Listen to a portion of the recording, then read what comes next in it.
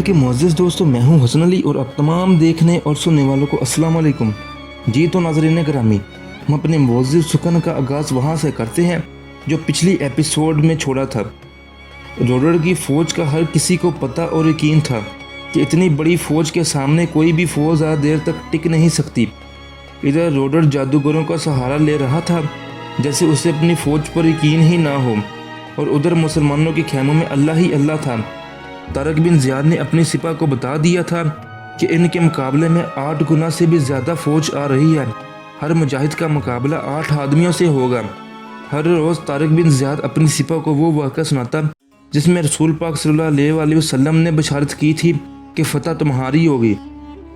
इसके बाद कुरान हकीम में वो वाक़या सुनाता जिसमें मुसलमानों को नुसरत की थी। इसे कई दफ़ा हुआ कि छोटी जमात बड़ी जमातों पर गालिब आई है। तारक बिन ज़ियाद ज़्यादातर ज़ोर पहले पारे की 50वीं आयत पर दिया करता, याद करो कि वो वक्त जब हमने दरिया को फाड़ दिया और तुमको राह निजात थी और फ़िरौन की कौम को गर्क कर दिया था। ऐसी ही बहुत सी आयतें थी जो अपनी फ़ौज को सुनाता और इनके ईमान का जज्बा बढ़ाता रहता। दिन के वक्त वो फ़ौज को उस इलाके में ले जाता जो इसने लड़ाई के लिए मुंतखब किया था। इसने मैदान भी देख लिया था जहां इसने अपने दुश्मन को बखेरने की कोशिश करनी थी। इसने पहाड़ी और टिकरियों के दरमियान जगह का भी इंतखाब कर लिया था जहां इसने दुश्मन के चंद एक दस्ते को घने हजूम की तरह लाना था और इन पर कहर नाजिल करना था। वो अपने दस्तों को इस तरीके के मुताबिक जंगी मशक़ें करवा रहा था। रोडर की फ़ौज तेज़ोतंद सैलाब की तरह आ रही थी, इस सैलाब की तरह जिसके आगे बंद नहीं बांधा जा सकता था। जब रोडर तुलैता से 2-3 दिन की मसाफत से दूर रह गया तो रोडर ने अब्बासी कौम का तख्ता उल्टा था।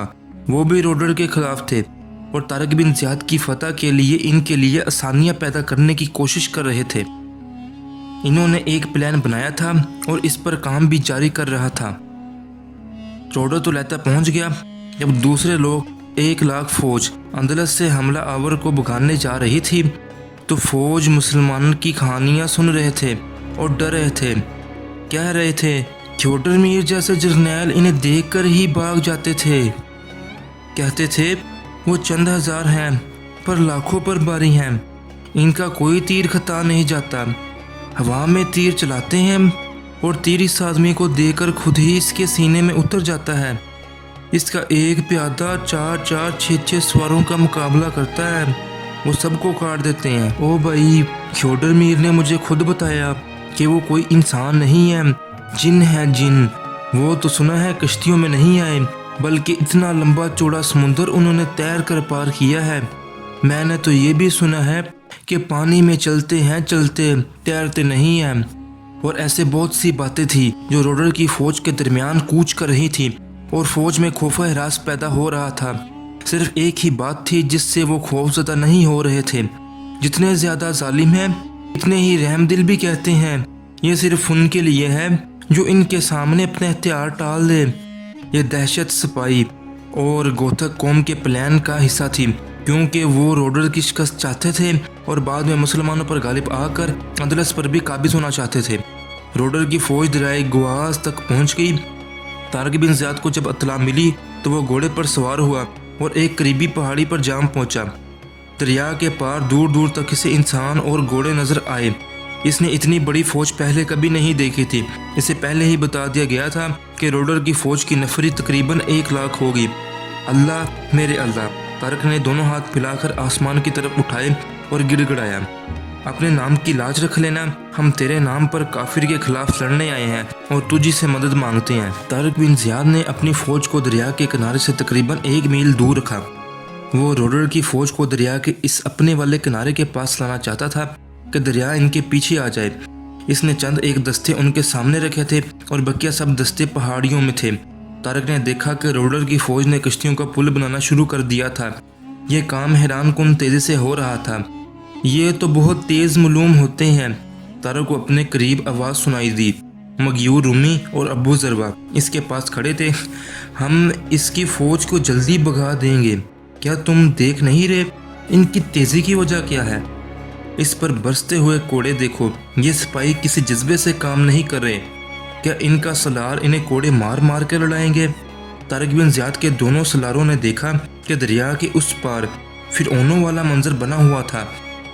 چند آدمی کام کرنے والے آدمیوں پر کوڑے برسا رہے تھے۔ لڑائی کوڑوں سے نہیں جذبوں سے لڑی جاتی ہے۔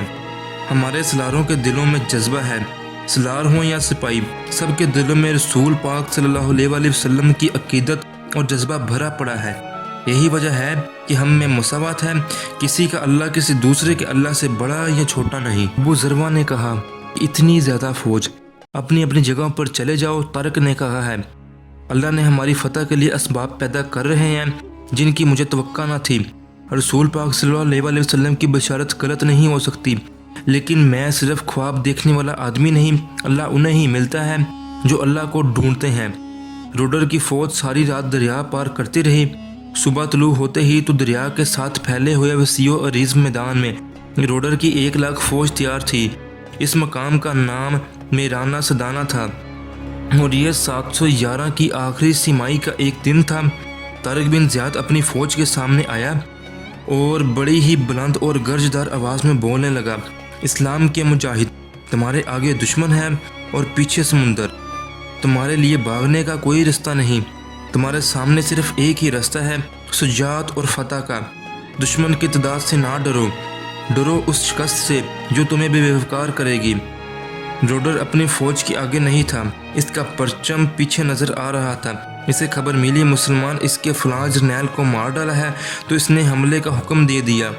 فن حربوں کا وہ ماہر تھا اور جارحانہ میں وہ شہرت رکھتا تھا۔ اس نے لڑائی کا جو پلان بنایا تھا اس کے جرنیل ازبر کر رکھا تھا۔ 2 3 دستوں سے حملہ کیا جائے گا۔ اس نے اپنے جرنیلوں سے کہا، ایک ہی بار حملہ کرو گے تو تمہارے گھوڑے تیروں سے زخمی ہو کر اپنے ہی پیادوں کو کچلتے پھریں گے، جم کر کہیں بھی نہیں لڑنا۔ طارق بن زیاد نے اپنے تمام کمانداروں کو ذہن نشین کروایا تھا، ضرب لگاؤ اور بھاگو تاکہ تمہارے تعاقب میں آنے والے دشمن بھی بکھر جائیں۔ دشمن کو اپنے پیچھے پہاڑوں میں لاؤ، پھر انہیں تیر انداز سنبھال لیں گے۔ طارق کا پلان موبائل لڑائی کا تھا جو کہ کوئی بھی بہت ہی قابل جرنیل لڑ سکتا تھا۔ مسلمان ایک پہاڑی کے دامن میں آ کر دائیں اور بائیں ہو گئے، پھر دشمن پر پہاڑی سے تیر اور برچھیوں کا می برسنا شروع ہو گیا۔ اندلس فوج کو سمجھ ہی نہیں آ رہا تھا کہ یہ کیا ہو رہا ہے اور وہ پیچھے ہٹنا شروع ہو گئے۔ اس سے روڈر اپنے چند اور دستوں سے حملہ کروایا، یعنی سختی سے کہا گیا کہ مسلمانوں کے پیچھے ہٹے تو ان کے پیچھے نہیں جانا، اور اب کے مسلمانوں نے پیچھے ہٹنا ہی نہ تھا، اور جب بھی ان پر حملہ آیا تو وہ ٹولیوں میں بکھر گئے اور اندھیرے دستے بھی ان کے مطابق ہی بکھر گئے۔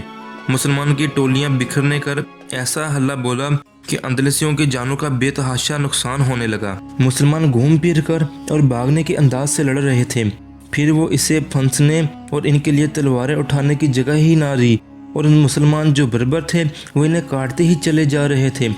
سورج غروب ہو گیا اور میدان میں روڈر کی فوج کے لاشوں کے انبار لگ گئے، اور یہ انبار روڈر کی فوج کو ڈرا رہے تھے۔